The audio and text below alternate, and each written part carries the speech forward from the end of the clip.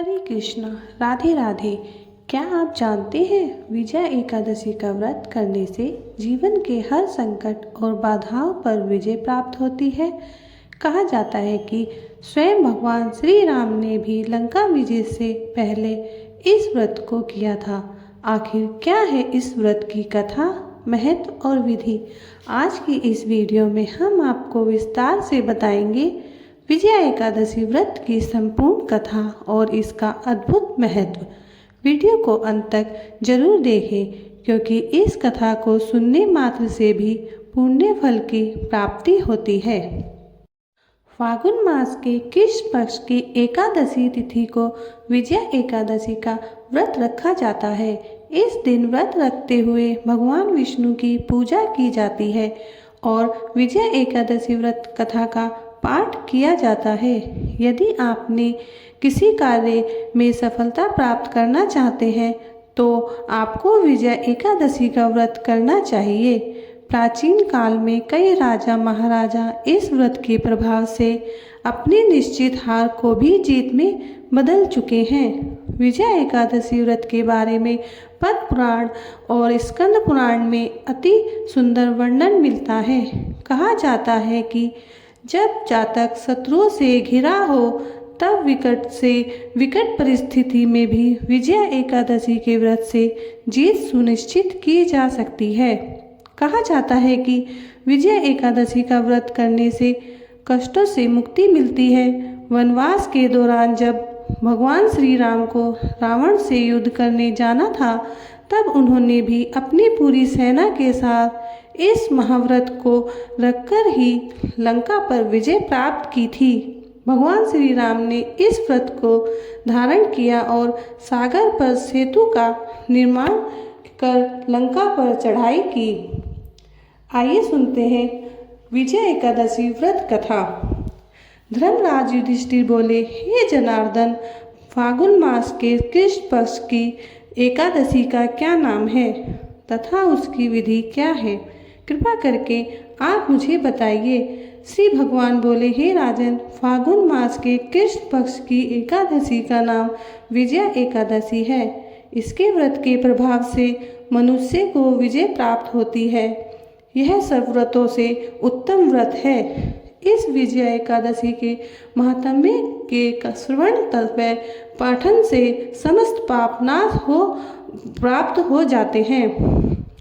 एक समय देवर्षि नारद ने जगत पिता ब्रह्मा जी से कहा, महाराज, आप मुझसे फागुन मास के कृष्ण पक्ष की एकादशी का विधान कहिए।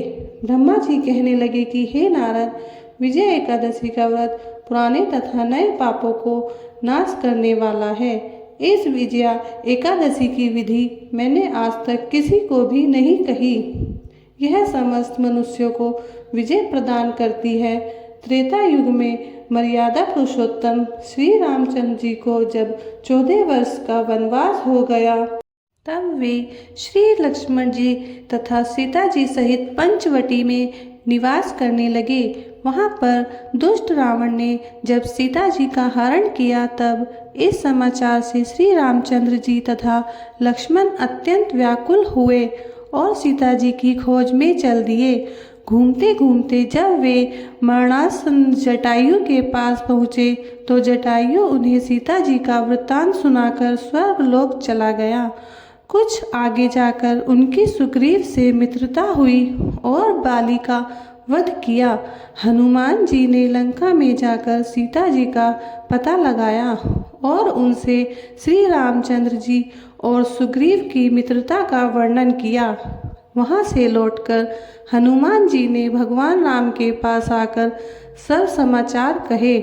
श्री रामचंद्र जी ने वानर सेना सहित सुग्रीव की संपत्ति से लंका को प्रस्थान किया। जब श्री रामचंद्र जी समुद्र से किनारे पहुँचे, तब उन्होंने मगरमच्छ आदि से युक्त उस अगाध समुद्र को देखकर लक्ष्मण जी से कहा कि इस समुद्र को हम किस प्रकार से पार करेंगे? श्री लक्ष्मण ने कहा, हे पुरुषोत्तम, आप यहाँ से आधा योजन दूर पर कुमारी द्वीप में वक्तालभ्य नाम के मुनि रहते हैं। उन्होंने अनेक ब्रह्मा देखे हैं। आप उनके पास जाकर इसका उपाय पूछिए। लक्ष्मण जी के इस प्रकार के वचन सुनकर श्री रामचंद्र जी वक्दालभ्य ऋषि के पास गए और उनको प्रणाम करके बैठ गए। मुनि ने भी उनको मनुष्य रूप धारण किए हुए पुराण पुरुषोत्तम समझकर उनसे पूछा कि हे राम, आपका आना कैसे हुआ। रामचंद्र जी कहने लगे कि हे ऋषि, मैं अपनी सेना सहित यहाँ आया हूँ और राक्षसों को जीतने के लिए लंका जा रहा हूँ। आप कृपा करके समुद्र पार करने का कोई उपाय बताइए। वक्दालभ्य ऋषि बोले कि हे राम, फागुन मास के किस पक्ष की एकादशी का उत्तम व्रत करने से निश्चय ही आपकी विजय होगी, साथ ही आप समुद्र भी अवश्य पार कर लेंगे। इस व्रत की विधि यह है कि दशमी के दिन स्वर्ण, चांदी, तांबा या मिट्टी का एक घड़ा बनाएं। उस घड़े को जल से भरकर तथा 5 पल्लव रख वेदिका पर स्थापित करें। उस घड़े के नीचे सतनजा और ऊपर जौ रखें। उस पर श्री नारायण भगवान श्री स्वर्ण की मूर्ति स्थापित करें। एकादशी के दिन स्नान आदि से निवृत्त होकर धूप, दीप, नवेद, नारियल आदि से भगवान की पूजा करें। तत्पश्चात घड़े के सामने बैठकर दिन व्यतीत करें और रात्रि को भी उसी प्रकार बैठकर जागरण करें। द्वादशी के दिन नित्य नियम से निवृत्त होकर उस घड़े को ब्राह्मण को दे दें। हे राम, यदि तुम भी इस व्रत को सेनापतियों सहित करोगे तो तुम्हारी विजय अवश्य होगी। श्री रामचंद्र जी ने ऋषि के कथानुसार इस व्रत को किया और इसके प्रभाव से दैत्यों पर विजय पाई।